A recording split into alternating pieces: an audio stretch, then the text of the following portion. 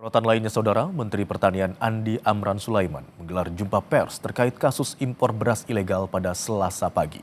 Mentan mengungkap bahwa telah ditemukan 40 ton beras impor ilegal yang masuk ke Indonesia melalui Batam, Kepulauan Riau. Tadi malam ada laporan dari Batam melalui lapor Pak Amran menyampaikan bahwasanya ada beras yang sandar, sementara perjalanan sandarnya jam 11 malam. Kemudian kami langsung konfirmasi, kami komunikasi dengan Pak Pangdam, Kepri, Pangdam Kapolda, Kepri, Wali Kota, Pak Gubernur, dan Pak Dandim setempat. Kami ucapkan terima kasih kepada seluruh aparat pemerintah yang bertindak cepat dan mengamankan beras 40 ton, juga minyak goreng.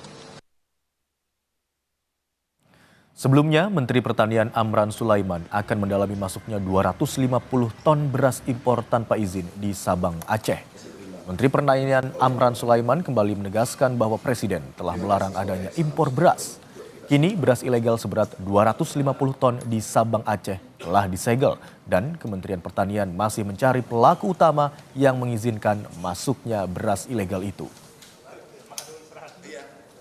Dirjen siapa yang meloloskan?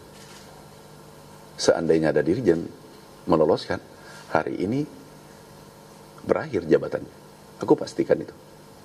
Kalau dia tidak patuh pada presiden kita. Tapi alhamdulillah ternyata Deputi Dirjen patuh mengikuti instruksi Bapak Presiden.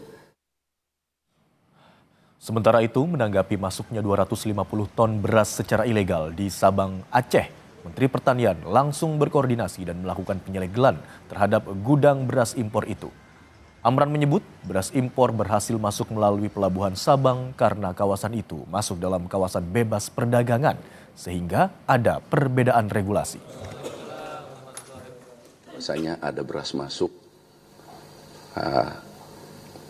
di Sabang itu 250 ton tanpa izin dari pusat, tanpa persetujuan pusat. Tadi langsung kami telepon Kapolda, kemudian Kabareskrim, kemudian Pak Pangdam, langsung disegel. Badan Pengusahaan Kawasan Perdagangan Bebas dan Pelabuhan Bebas Sabang menyebut impor beras seberat 250 ton ke Sabang sesuai dengan peraturan perundangan yang berlaku.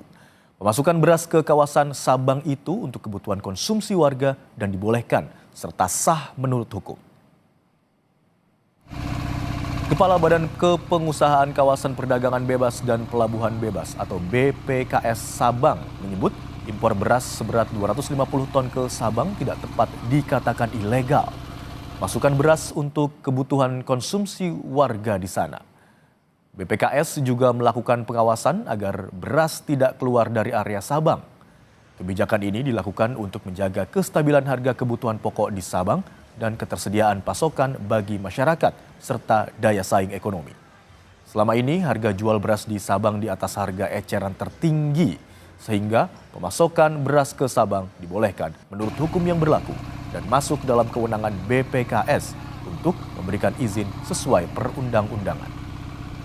Kementerian lembaga yang lain. Jadi kalau dikatakan ilegal sebenarnya tidak tepat juga, itu yang pertama. Yang kedua, dasar itu kemudian sebenarnya kita berkoordinasi terus yang terkait dengan koordinasi dengan kementerian lembaga yang lain.